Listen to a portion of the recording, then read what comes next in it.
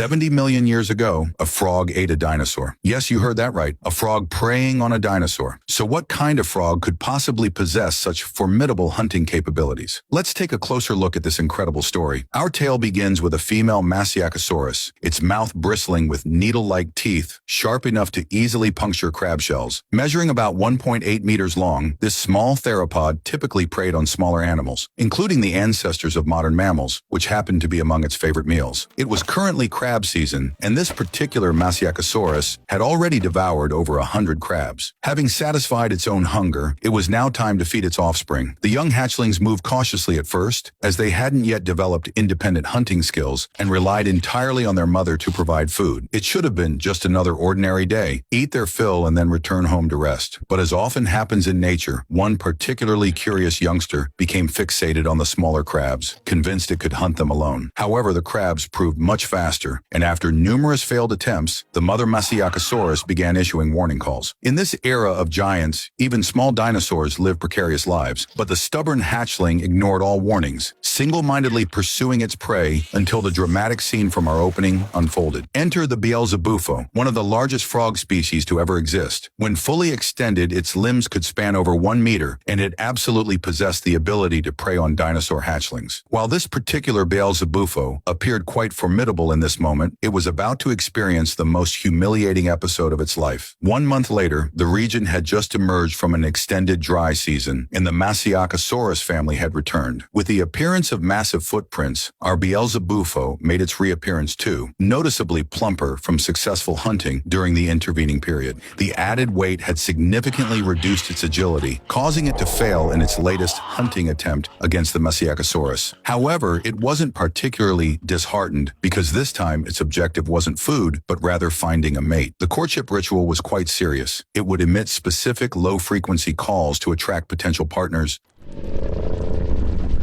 with the muddy terrain helping to amplify its vocalizations. The deep mating calls carried remarkably well through the environment. While it had expected to attract a beautiful female, what responded instead was a group of massive herbivorous titanosaurs, measuring 15 meters long and weighing up to 30 tons. They hadn't been drawn by the calls, but had come to wallow in the mud to escape the intense heat. Faced with this enormous size disparity, the Beelzebufo had no choice but to vacate its pond immediately. Any hesitation risked being crushed underfoot. Yet the persistent amphibian wasn't ready to give up completely, as this was the prime mating ground it had worked so hard to find. Time was running out, as female Beelzebufo only mated at the very beginning of the rainy season. Missing this critical window would mean remaining single for another entire year. Realizing it couldn't afford to wait any longer, the frog noticed a smaller adjacent pool after being forced from the main pond. It deeply regretted not having lost weight recently, as its bulk now hampered its movements, while giant dinosaurs wallowed perilously close by. Any misstep could prove fatal. Fortunately, it reached the smaller pond safely, only to be discovered by the titanosaurs, who then attempted to claim this remaining water source as well. This time, however, the Beelzebufo stood its ground, letting out a fierce, defiant croak that actually gave the giant dinosaurs pause. This unexpected show of resistance made them realize they were encroaching on the frog's territory. After completing their mud bath, they departed, leaving behind an unexpected gift: dozens of water-filled footprints that became perfect miniature mating pools. For the determined Beelzebufo, these became prime amphibian real estate, essentially dozens of waterfront properties. Now it finally wouldn't have to worry about lacking suitable accommodations to attract a mate.